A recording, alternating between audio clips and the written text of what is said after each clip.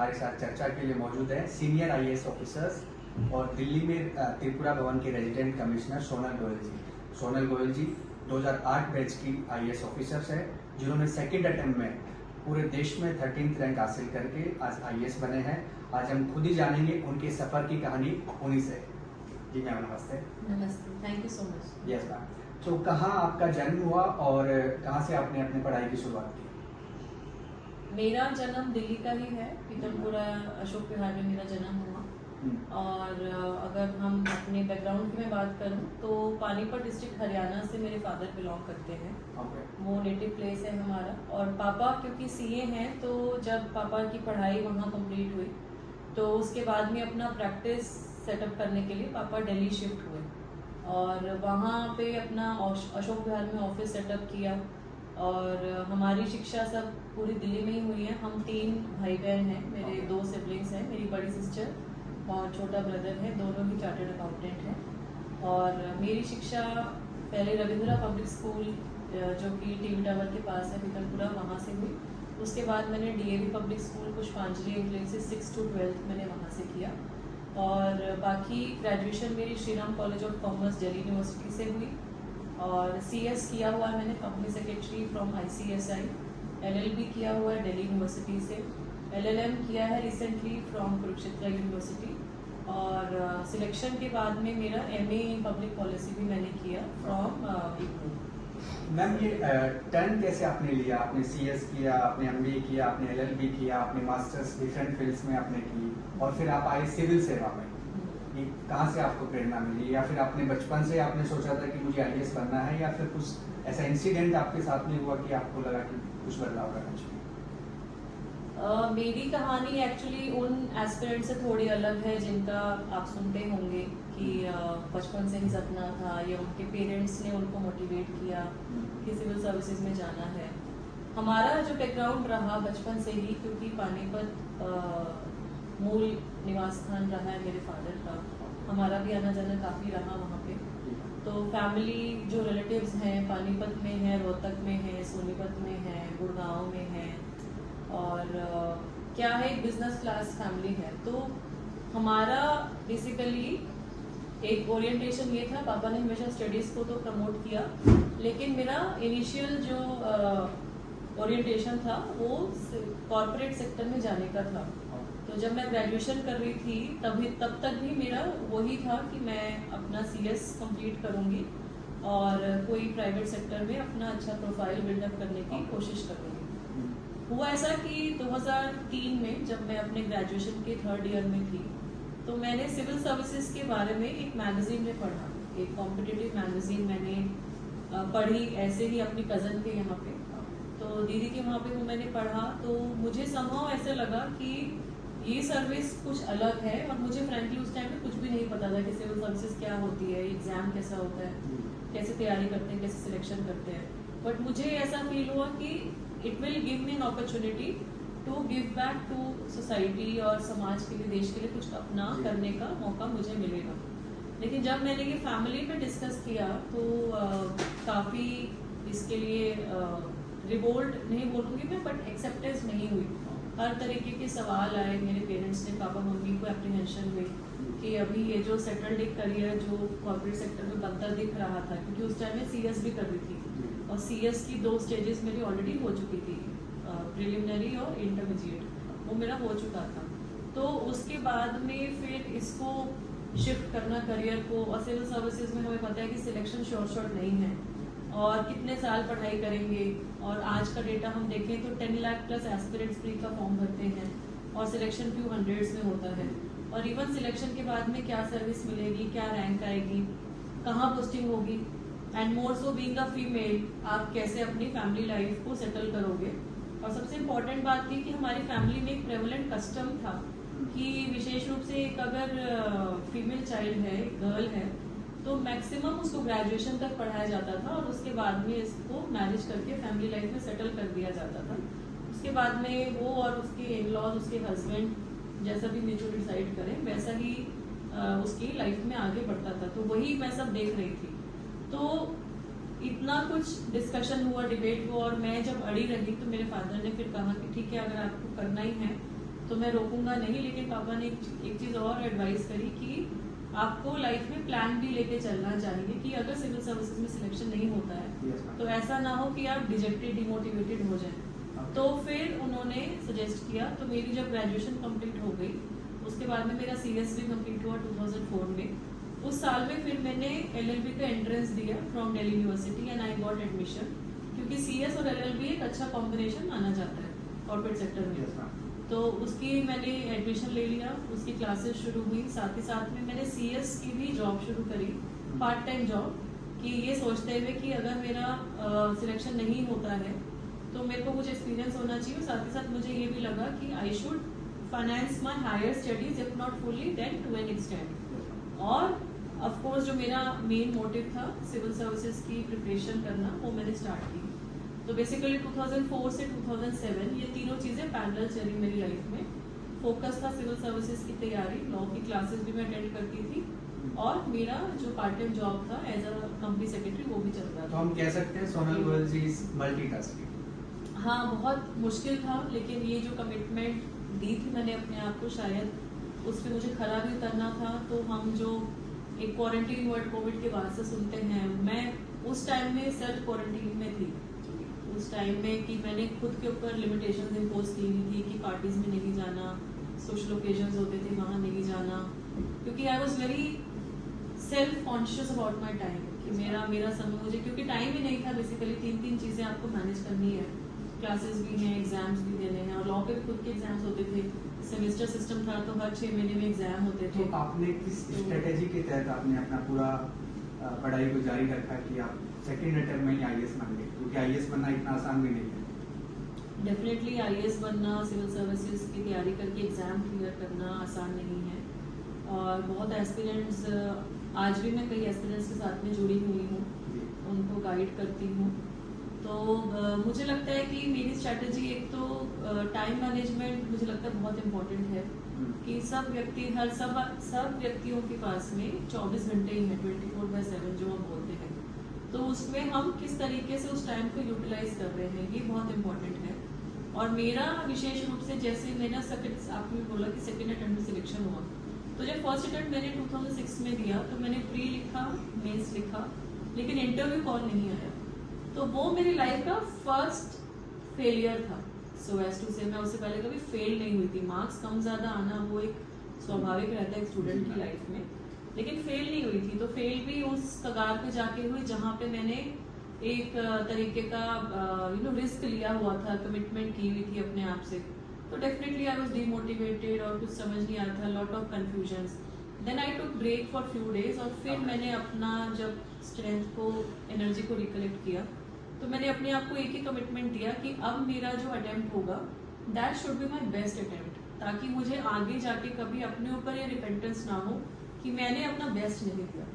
और मैंने जितनी भी मेहनत मैं कर सकती थी मैंने अपनी मेहनत करी। मैंने टारगेट्स रखे, जैसे monthly, weekly, daily target, daily में भी आवरली टारगेट, उस तरीके से मैंने काम किया। और सेकेंड अटेम्प्ट में मुझे एक ये भी थोड़ा फ़ायदा हुआ कि मुझे फर्स्ट अटेम्प्ट में मेरी कमी कहाँ रही वो भी मुझे पता लग गया कि मेंस में मेरे मार्क्स कहाँ कम आए मेरे, क्योंकि मैं कॉमर्स स्टूडेंट रही थी तो मेरे जनरल स्टडी से मार्क्स थोड़े कम आए थे, हिस्ट्री, पॉलिटी, ज्योग्राफी, क्योंकि मैंने 10th के बाद उस सब्जेक्ट्स कभी पढ़े ही नहीं।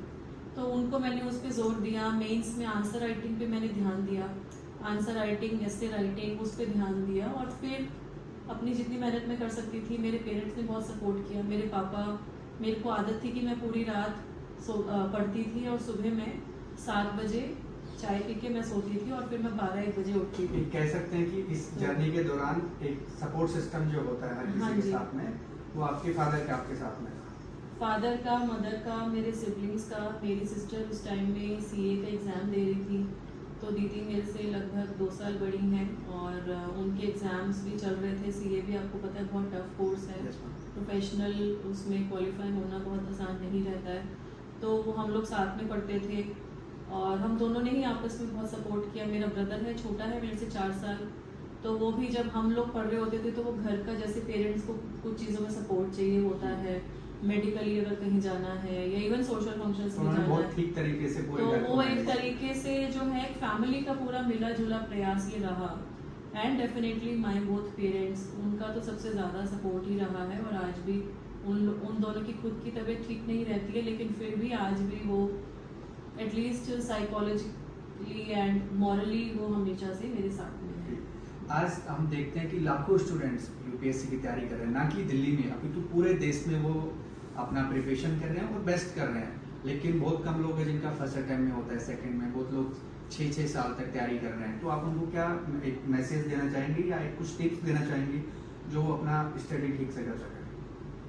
देखिए, एस्पिरेंट्स के लिए मैं 2-3 बातें इंपॉर्टेंट हैं जो मैं बोलना चाहूँगी कि सबसे पहले तो हम जब तैयारी स्टार्ट कर रहे हैं तो हमारा एम आइडेंटिफाइड होना चाहिए अपने आप से कि आप सिविल सर्विसेज में क्यों आना चाहते हैं। तो what is the reason for you coming to civil services. हम इसमें अगर पावर या हम और चीज़ों से अट्रैक्शन करके करिश्मा है इसका, उसके लिए अगर आ रहे हैं तो मेरा सुझाव यह है कि मत आइए, उसके लिए आप कुछ और जरिया देखिए। लेकिन हम अगर एक्चुअली में देश के लिए, समाज के लिए कुछ करना चाहते हैं, अपने लोगों के लिए, अपने आसपास सोसाइटी में कुछ करना चाहते हैं, अपने देश की विकास में कंट्रीब्यूट करना चाहते हैं, तो सिविल सर्विसेज के माध्यम से बहुत कुछ कर सकते हैं। And it gives us diverse opportunities of actually contributing towards the growth of the people around you. आपकी जहाँ पे भी पोस्टिंग होगी इनिशियल कुछ सालों में, आपकी ट्रेनिंग से लेके आप जब तक डीएम कलेक्टर बनते हैं, डिविजनल कमिश्नर बनते हैं, तो इतनी सारी गवर्नमेंट की स्कीम्स हैं, फ्लैगशिप प्रोग्राम्स हैं जिसमें आप अपना कंट्रीब्यूशन कर सकते हैं, बहुत इफेक्टिवली कर सकते हैं। तो सबसे पहले तो एस्पिरेंट्स को यही मैं बोलना चाहूँगी कि आपका क्या रीज़न है कि आप सिविल सर्विसेज में आना चाहते हो, वो क्लियर होना चाहिए। और खुद से कभी भी झूठ नहीं बोलना है, ये बहुत इंपॉर्टेंट है कि ये जो तैयारी आप कर रहे हो किसी के प्रेशर में आके आप करोगे तो आप सक्सेसफुल नहीं हो पाओगे। ये आप खुद के लिए कर रहे हो, और हाँ, मैं ये मान सकती हूँ कि आपको अपने परिवार के लिए भी आप कर रहे हो, वो भी अच्छी बात है। लेकिन ये नहीं कि मुझे किसी को दिखाना है या ये मतलब it should be your own dedication and the cause of being in civil services. और जब आपकी लो फेजेस ऑफ मोटिवेशन आते हैं, क्योंकि ये जो एक प्रोसेस है इसमें कम से कम 2 साल तो लगते ही हैं कि 1 साल तो आप प्री से पहले तैयारी करोगे और फिर प्री से इंटरव्यू तक 1 साल, तो 2 साल मिनिमम है। 2-3-4 साल आपको अपने आप को सस्टेन करना है इस तैयारी के प्रोसेस में। तो ये जो लो फेजेस ऑफ मोटिवेशन है, इसमें आप अपने आप से कैसे उबारोगे अपने आप को, तो ये भी इम्पोर्टेंट है कि हम अपनी स्ट्रेंथ और वीकनेसेस को जानें। कुछ जो चीज़ें हैं जिससे आप पेपअप होते हो, जिससे आपको अच्छा लगता है, उसको आइडेंटिफाई करें। वो आपके फ्रेंड्स से मिलना, म्यूजिक सुनना, वॉक पे जाना या डांस करना या पेरेंट्स से बात करना, वो कुछ भी हो सकता है, टीवी देखना, रीड करना बुक्स को, तो उसको भी आइडेंटिफाई करना है। साथ ही साथ में अपना आत्मविश्वास रखते हुए अपना clarity in objective, that is very very important. So your own overall vision, your aim and then your goal and task which are broken into achievable units. जो मैंने बात बोली टाइम मैनेजमेंट, वो बहुत ज़्यादा ज़रूरी है कि आपके पास सपोज 12 महीने हैं। अगर किसी स्टूडेंट को अगर अप्रैल-मई 2024 में अगर प्रीलिम्स लिखना है तो अब उसको तैयारी शुरू कर देनी चाहिए। अब टाइम नहीं बचा है, क्योंकि इनिशियल 5 से 6 महीने जो हैं वो आपकी फाउंडेशन लेंथ में ही चले जाएंगे, जिसमें आप प्री और मेंस की मिल के तैयारी करोगे। फिर मैं हमेशा एस्पिरेंट्स को सजेस्ट करती हूँ कि उसके बाद के 3 से 4 महीने आप एक्सक्लूसिवली मेंस के ऊपर ध्यान दें, क्योंकि मेंस में इंपॉर्टेंट क्या है, आपकी आंसर राइटिंग। फिर आप मेंस पे ध्यान दें, और जब आपको प्रीलिम्स एग्जाम लिखना है तो उससे 2 से 3 महीने पहले आप प्री के ऊपर आप शिफ्ट करते हो, स्ट्रैटेजी के ऊपर। तो वो जो आपका तरीका है वो ही एक्चुअली आपको गाइड करेगा। और सबसे इम्पॉर्टेंट कंपोनेंट इस पूरे एग्जामिनेशन का है मेंस एग्जामिनेशन। तो अगर आप जब तैयारी शुरू कर रहे हो तब से ही अगर आप मेंस के ऊपर ध्यान देके चलोगे, अपने आंसर राइटिंग, अपने नोट्स मेकिंग, रिपीटेड रिवीजन, तो डेफिनेटली आपका स्कोर अच्छा आएगा and definitely you will be able to qualify. Ma'am के पास में एक ऑप्शन था, आईएएस बनने के बाद में वो ठीक तरीके से अपनी जॉब कर सकते थे, लेकिन वो जॉब के बाद में जो भी समय मिलता है उसके बाद में वो हमारे यूथ को मोटिवेट करते हैं, बहुत सारे सेमिनार कॉलेज में भी पार्टिसिपेट करते हैं। और आज पूरे देश में हम देखते हैं उनका सोशल मीडिया की कैसे वो प्रवास करते हैं। उनका मकसद ये है कि give back to society in mass numbers. तो वो प्रेरणा आपको कहाँ से मिली, क्योंकि आपकी वजह से लाखों लोग आपको देख रहे हैं और आपको देख के ही बहुत सारे जो महिलाएं थी जो घर में बैठ गई थी, लेकिन आपको देख के उन्होंने विचार किया कि जब सोनल गोयल बन सकती है तो हम भी बन सकते हैं? बहुत इम्पोर्टेंट है, मुझे लगता है कि हम सब सोसाइटी में अच्छी बातों को शेयर करें, पॉजिटिविटी लेके आए। तो मेरा ये जो आपने जो बोला कि मैं ऑफिस के अलावा स्टूडेंट से इंटरेक्ट करती हूँ, सोशल मीडिया पे काफ़ी ह्यूज प्रेजेंस है, तो उसके लिए मैं सभी का धन्यवाद भी करना चाहूँगी। सिटीजन्स जो कि मुझे नहीं जानते या मैं उनसे शायद नहीं मिली हूँ और शायद कभी मिल भी नहीं पाऊँगी इन पर्सन, बट वो लोग फॉलो करते हैं, कमेंट करते हैं। तो मुझे क्या लगता है कि सोशल मीडिया या फॉर दैट मैटर ये जो ऑनलाइन कॉन्फ्रेंसेज हैं, कोविड के दौरान हमने देखा कि किस तरीके से स्टूडेंट स्पेसिफिकली या यंगर जनरेशन जो है वो थोड़ी डिसओरिएंट होना शुरू हुई, क्योंकि उनका जो रूटीन का एक लाइफस्टाइल था कि वो कॉलेज जा रहे हैं या कोई अपनी वर्क प्लेस पे जा रहा है, अपने कलीग से मिल रहे हैं, तो वो हैंग आउट भी कर रहे हैं, बातें भी कर रहे हैं, तो वो थोड़ा सा डिस्टर्ब होना शुरू हुआ। एंड हमने ये भी देखा कि किस तरीके से anxiety, mental depression, mental health के इश्यूज आने लगे।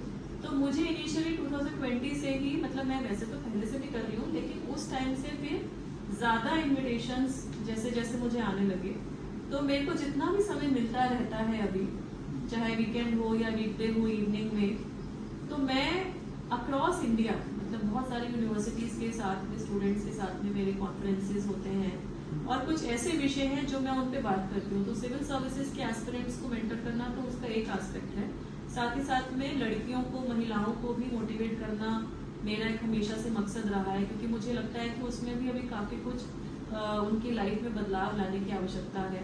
साथ ही साथ में युवाओं को मोटिवेट करना to good something good for the nation and society. आज की जो युवा है, हमें पता है कि वही हमारे देश का फ्यूचर है और इंडिया को youngest country in the world माना गया है। तो उनको हम किस तरीके से मोटिवेट करें कि वो समाज में पॉजिटिव और सकारात्मक तरीके से कंट्रीब्यूट करें। तो ये सब कुछ मेरे एजेंडाज हैं, कुछ ऐसे मेरे एम हैं जिसकी वजह से मैं अपने सोशल मीडिया से उनके साथ जुड़ी हूँ। और शायद कहीं ना कहीं मुझे वही लगता है कि दिन में अगर मेरा कोई एक सेशन भी है, एक वीक में 1 या 2 सेशन मेरे जनरली रहते हैं, कि अगर 100 बच्चों ने वो देखा और उसमें से 1 या 2 को भी कुछ लाइफ चेंजिंग कोई मोटिवेशन मिला, जैसे मुझे एक मैगजीन पढ़ के मिला, मैं किसी से मिली नहीं, उसके बाद फिर मैंने उसके बारे में खोजा, देखना शुरू किया, तो वो अगर उस लेक्चर में 1 या 2 स्टूडेंट को भी कोई आइडिया मिल जाए, कोई मोटिवेशन मिल जाए, तो मेरे लिए तो उससे बड़ी बात और कोई नहीं है। This is my attempt of giving back to the society and I really feel happy when I meet students। अब मैं कहीं भी जाती हूँ तो स्टूडेंट्स अपने आप ही अननोन जगह भी मैं जाती हूँ तो वो मुझे आके मिलते हैं, तो बहुत अच्छा लगता है कि कहीं ना कहीं देश की जो युवा पीढ़ी है विशेष रूप से वो जुड़ रही है साथ में। भारत के प्रधानमंत्री श्री नरेंद्र मोदी जी व भारत की सरकार डिजिटल इंडिया पे इतना फोकस कर रही है कि आज बहुत सारे बदलाव हमारे हुए हैं। तो हम मैम से जानना चाहेंगे कि डिजिटल एजुकेशन कैसे यूपीएससी एस्पिरेंट और अदर स्टूडेंट्स को कैसे मदद कर रहा है? डिजिटल एजुकेशन हमने स्पेसिफिकली देखा कि किस तरीके से कोविड-19 के बाद से, कोविड-19 पेंडेमिक के बाद से 2020 में इवन हमारे जो ऑफिसेज हैं वो भी फिजिकल से वर्क फ्रॉम होम कॉन्सेप्ट पे प्रमोट किया जा रहा है। और कोविड-19 पेंडेमिक अब नहीं भी है, फिर भी अभी मैं देख रही हूँ कि काफ़ी जगह में वर्क फ्रॉम होम का कॉन्सेप्ट ही है। काफ़ी सारे ऐसे प्रोफेशंस हैं जहाँ पे वर्क फ्रॉम होम के ज़रिए ही काम हो रहा है। और स्पेशली अगर हम एजुकेशन की बात करें, और जो आपने पूछा मेरे say about the UPSC preparation, तो उसमें मुझे लगता है कि वो दोनों ही तरीके की एजुकेशन के अपने प्लस एंड माइनसेस हैं। जैसे मैंने अपने टाइम में फ्रेंकली बहुत ज़्यादा कोचिंग नहीं ली क्योंकि वो मेरा ओरिएंटेशन कोचिंग का नहीं था, बट वो है 2004-5 की बात। अब ऑलमोस्ट 20 इयर्स उस बात को हो गए। तो अब क्या है कि स्टूडेंट्स कोचिंग फिजिकल भी लेते हैं या सेल्फ स्टडी भी करते हैं, घर में रह के पढ़ाई करते हैं, या ये जो डिजिटल टूल्स हैं, ये जो ऑनलाइन प्लेटफॉर्म्स आ गए हैं, यूट्यूब चैनल हैं, कई इंस्टीट्यूट्स ने अपने ऑनलाइन यूट्यूब चैनल्स भी क्रिएट किए हैं, साथ ही साथ में क्लासेस उनकी रेगुलरली हो रही है। तो ईजी है, डेफिनेटली ईजी है, बट मेरी स्टूडेंट्स को एडवाइस यही है कि आप किसको ऑप्ट कर रहे हैं वो थोड़ा ध्यान से करें, क्योंकि quality of content is also very important. क्योंकि ऐसा नहीं कि जो भी मिल रहा है आपको, चाहे हो सकता है वो आपको फ्री में ही दे रहे हो, लेकिन ऐसा ना हो कि उसको लेने के चक्कर में आप अपना क्रूशियल टाइम वेस्ट कर रहे हैं और वो जो है वो रेलेवेंट ना हो या उसका क्वालिटी, क्योंकि आज के टाइम में यूपीएससी या और भी कोई कॉम्पिटिटिव एग्जामिनेशंस में एक्चुअली बहुत डायनेमिज्म आ गया। हर साल पैटर्न चेंज है, हर तरीके से हर साल में अलग तरीके के क्वेश्चन पूछे जाते हैं। मेरे टाइम में ऐसे का एक सवाल आता था, अब ऐसे के भी 2 सवाल आते हैं। तो जिस तरीके से क्वेश्चंस फ्रेम हो रहे हैं, खुद की जो मेहनत है वो कोई भी प्लेटफॉर्म रिप्लेस नहीं कर सकता। आपको जब आप चाहे जितना मर्जी पढ़ लें, किताब पढ़ लें, आप ऑनलाइन प्लेटफॉर्म देख लें, आप कोचिंग कर लें, लेकिन जब तक आपको वो कंसेप्ट की क्लैरिटी खुद के माइंड में नहीं है, आप आंसर अच्छा नहीं लिख पाओगे। So what is most important is your own self study, your own revision, your own notes and answer writing practice. Okay. और इस आपको भी हम देखते हैं कि इतना लंबा समय आपको आईएएस की पोस्ट पे हो गया, लगभग 15 साल। या तो इस दौरान आपकी कौन सी उपलब्धियां रही और कौन सी चुनौतियां रही जो आपने बहुत बखूबी उनको सामना किया? देखिए, चुनौतियां तो बहुत आती हैं। इनफैक्ट सिविल सर्विसेज में मैं हमेशा से यही बोलती हूँ एस्पिरेंट्स को भी कि सिलेक्शन बहुत आसान है, लेकिन जिस इंटेंशन से आपका सिलेक्शन हुआ उसी इंटेंशन से उन्हीं मुद्दों को लेके आगे बढ़ते हुए काम करना उतना आसान नहीं है। इनफैक्ट बहुत डिफिकल्ट है।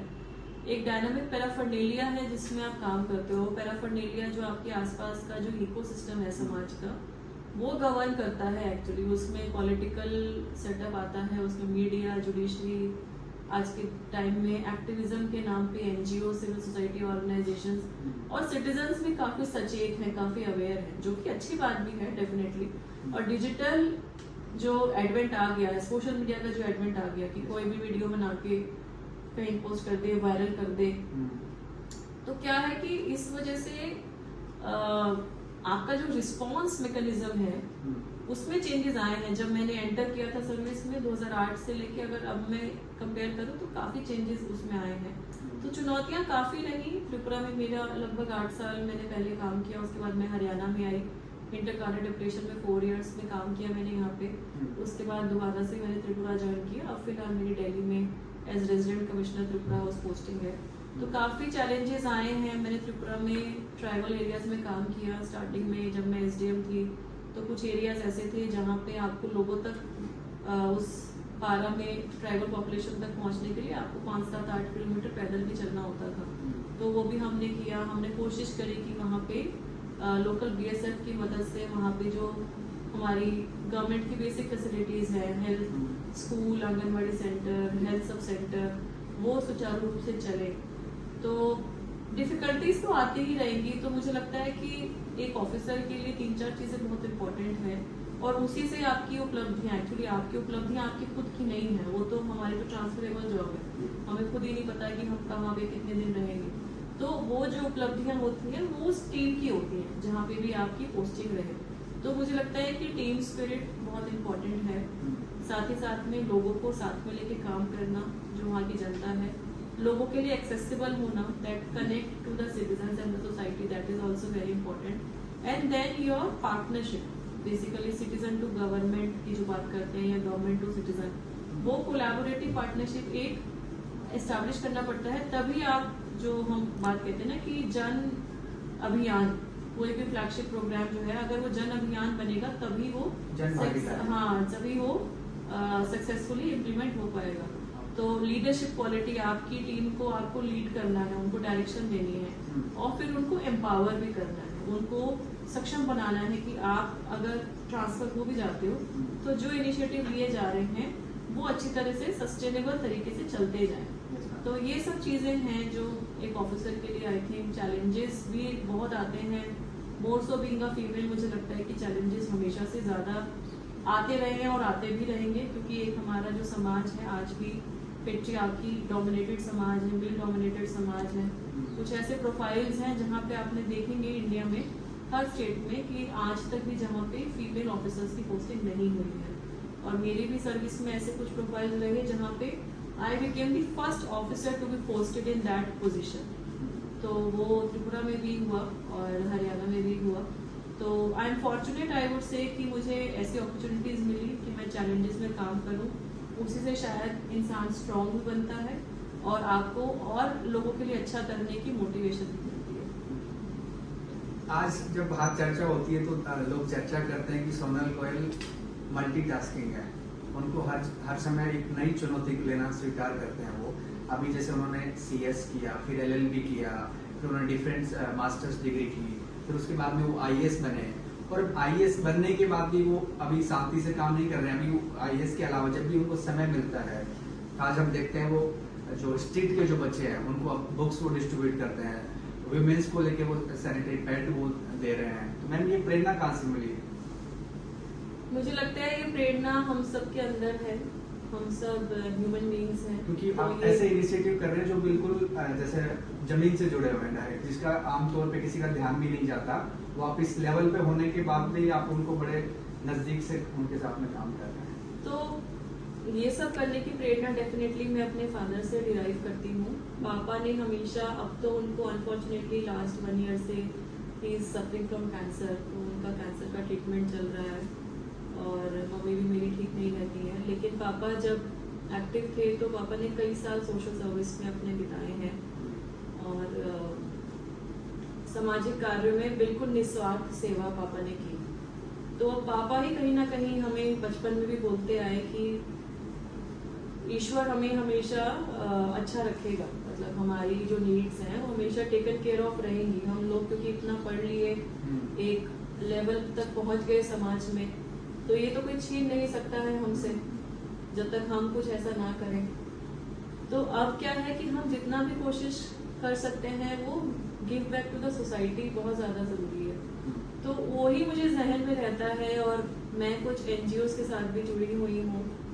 तो मुझे जितना टाइम मिलता है, वीकेंड पे टाइम मिलता है या इवन वीकडे में टाइम मिलता है, अर्ली मॉर्निंग। अभी जैसे रिसेंटली दिल्ली में जो मौसम की वजह से, बारिश की वजह से बाढ़ आई, तो काफ़ी सारी फैमिलीज यमुना के आसपास जो थी वो डिस्प्लेस हुई। देखा हमने वो सोशल मीडिया। तो वो उनके लिए काम किया, एक NGO है उनके साथ मिलके हमने काम किया है।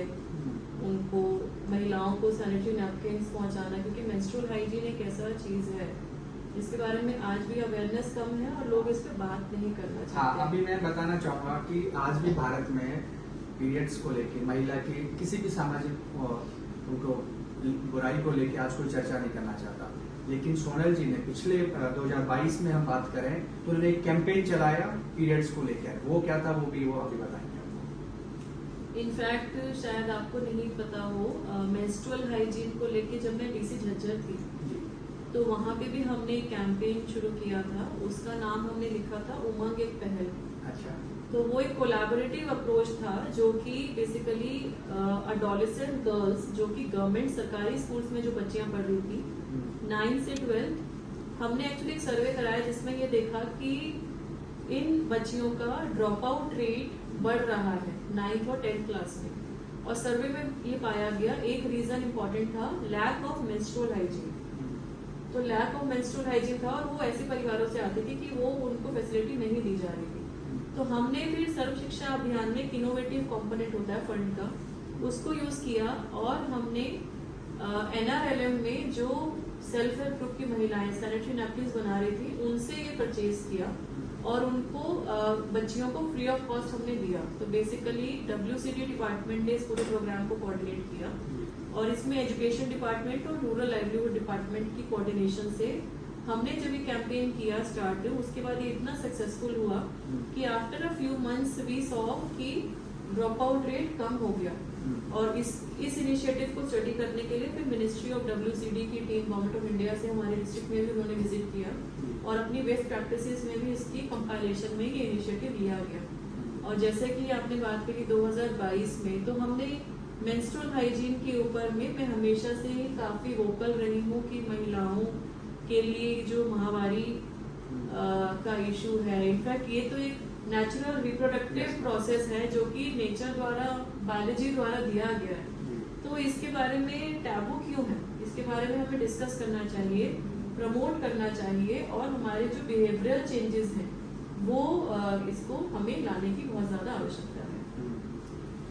तो आप एक स्वयं भी एक महिला है, सोचो कि कोई महिला आपके पास में किसी भी कार्य को लेके आ रही है जो कि सरकार से संबंधित है, सरकारी योजनाओं को लेकर है, तो आप उनको कैसे डील करते हैं?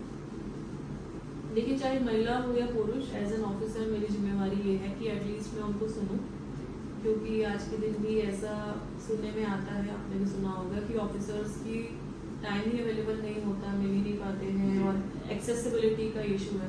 तो सबसे इम्पोर्टेंट तो ये है, मैंने जो सीखा कि चाहे काम हो या ना हो, क्योंकि हर काम नहीं भी हो सकता है, कुछ एक प्रोसेस है, वो प्रोसेस में अलाउड नहीं होता, डिमांड्स बहुत सारी होती हैं, तो एटलीस्ट उनसे मिल लें, एटलीस्ट उनकी दुविधा को सुन लें, तो उसी से ही आधी चीजें तो उनको साइकोलॉजिकली उनको लगता है कि कोई हमसे मिल लिया, कोई बड़ा अधिकारी हमसे मिल लिया और उनको उम्मीद होती है कि हम करें। और विशेष रूप से महिलाओं के लिए मुझे हमेशा से ही थोड़ा सा सॉफ्ट कॉर्नर तो डेफिनेटली है, I will not deny that, because I am myself a women. और दूसरा क्या है कि हमारे समाज में आज भी महिलाओं की जो लेवल है समान नहीं है, जेंडर पैरिटी इंडिया में नहीं है, और वो रूरल क्षेत्रों में भी नहीं है और अर्बन एरियाज में भी नहीं है। तो कहीं ना कहीं उनको वो सपोर्ट की ज़रूरत है। काफ़ी जगह में पता ही नहीं होता है कि कैसे करना है, क्या करना चाहिए, तो जितना हो सके हम समाज में मदद करें। भारतीय महिला या किसी भी देश की महिला को माना जाता है कि वो मल्टीटास्किंग होती है, वो जितना घर को अच्छे से संभाल सकती है वो अपने वर्क प्लेस पे भी उतना ही परफॉर्म करती है। तो उनको इस दौरान शारीरिक व मानसिक भी बहुत सारी समस्याओं का सामना करना पड़ता है। तो हम मैम से वो भी जानना चाहेंगे और साथ में हम जानना चाहेंगे कि इस दौरान इतना सब उनका बिजी शेड्यूल होता है, तो अपने आप को कैसे वो फिट रखती है? फिजिकल और मेंटल हेल्थ, शारीरिक और मानसिक स्वास्थ्य सबके लिए बहुत ज़्यादा इम्पोर्टेंट है। और चाहे वो प्राइवेट सेक्टर में काम करे व्यक्ति या हाउसवाइफ हो या गवर्नमेंट में काम करे या स्पोर्ट्स पर्सनालिटी हो, तो सबके लिए ही बहुत ज़्यादा ज़रूरी है कि अपना पर्सनल और प्रोफेशनल जो एक ताना बाना है उसको हम बैलेंस करके चलें। और ये जो एक मुझे लगता है सोसाइटी में नोशन है कि फीमेल को डेफिनेटली ज़्यादा ध्यान देना पड़ता है फैमिली की तरफ, वो सही भी है, लेकिन मेरी रिक्वेस्ट एक मेल काउंटर पार्ट से ये भी है, सभी पुरुषों से ये भी है कि वो भी अपनी पारिवारिक जिम्मेवारियां निभाएं। ऐसा नहीं है कि बच्चे पैदा हो गए तो उसके बाद में जो घर की वाइफ है उन्हीं की जिम्मेवारी है कि बच्चों के स्कूल में सब ठीक है या नहीं है। आज भी मेरे 2 बच्चे हैं, मैं पीटीएम में जाती हूँ तो very unfortunately I have to say कि मैक्सिमम मदर्स ही आई होती है। और ऐसा नहीं है कि वो सारी मदर्स होम मेकर हैं, वो मदर्स भी वर्किंग हैं। तो दिल्ली में अच्छे स्कूल में जो शिक्षा पा रहे हैं बच्चे, अगर उनके पेरेंट्स में भी पीटीएम में, ये बहुत ही एक हार्ड रियलिटी है कि अगर दोनों पेरेंट्स को बुलाया जाए, मैंडेटरी किया जाए, तभी आपको फादर दिखेंगे, लेकिन ज्यादातर आपको मदर्स ही दिख रही हैं। तो मेरे केस में लेकिन समहाउ उल्टा होता है कि मेरे केस में ज्यादातर मेरे जो बच्चे हैं उनके फादर अटेंड करते हैं। समहाउ मैं कहीं ना कहीं बिजी रहती हूँ, तो पेरेंट टीचर्स को ये कंप्लेंट होती है कई बार कि बच्चों की मदर उतना इंटरेक्ट नहीं कर रही है हमारे टीचर्स के साथ में। मेरे जो हस्बैंड है वो ज़्यादा ये जिम्मेवारी लिए हैं, बट ये रेयर है। व्हाट आई मीन टू से इज कि मेजॉरिटी में ये नहीं हो रहा। तो ये जो फैमिली और प्रोफेशनल लाइफ का बैलेंस है, ये मेल फीमेल को दोनों को करना बहुत ज़्यादा ज़रूरी है। और जो आपने बात फिटनेस की बोली, तो बेसिकली इट इज़ नॉट कि आपकी बॉडी अच्छी होनी चाहिए या आपके एब्स और वो सब है। व्हाट आई मीन टू से बाय दैट इज कि आपका एक जो मन है वो प्रसन्न रहना चाहिए। You should actually feel happy and positive about you and positive about the life. आपका जीवन के प्रति नजरिया एक पॉजिटिव और सकारात्मक होना चाहिए। तो वो आप कैसे रखें? आप yoga, meditation, walk, exercise, gym, music, dance, aerobics, Zumba, जो भी सॉरी आपको ठीक लगता है वो आप अपने डेली रूटीन में लेके आए। और मोर सो फीमेल्स के लिए ज़्यादा ज़रूरी है इसको एडहियर करना, क्योंकि कहीं ना कहीं पारिवारिक जिम्मेवारियां महिलाओं पे ज़्यादा हैं। तो अगर स्वस्थ नहीं रहेंगे तो फिर हम उनको और अच्छे तरीके से कैसे डिस्चार्ज करेंगे।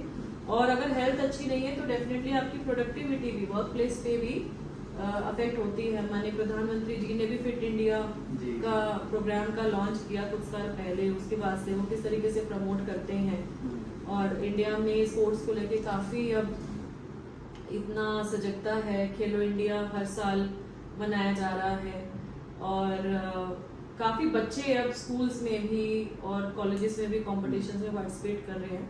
तो विशेष रूप से महिलाओं के लिए आई वुड से कि इट इज़ इम्पॉर्टेंट। और मैंने थोड़ा बहुत कोशिश की क्योंकि मेरा काफ़ी वेट गेन, क्योंकि प्रेगनेंसी होती है तो एक लेडी की बॉडी में काफ़ी हार्मोनल चेंजेस भी आप होते सब हैं। महिलाओं को टफ कंपटीशन दे रहे हैं डेली, आप सब अपना जो शेयर करते हैं फोटोज, कहीं ना कहीं उनको पढ़ाई भी कहीं नहीं, इसमें भी आपको उनको मोटिवेशन मिलता है। हाँ, पढ़ाई के साथ साथ काम के साथ साथ ये भी जरूरी है, इसमें कोई डाउट नहीं है।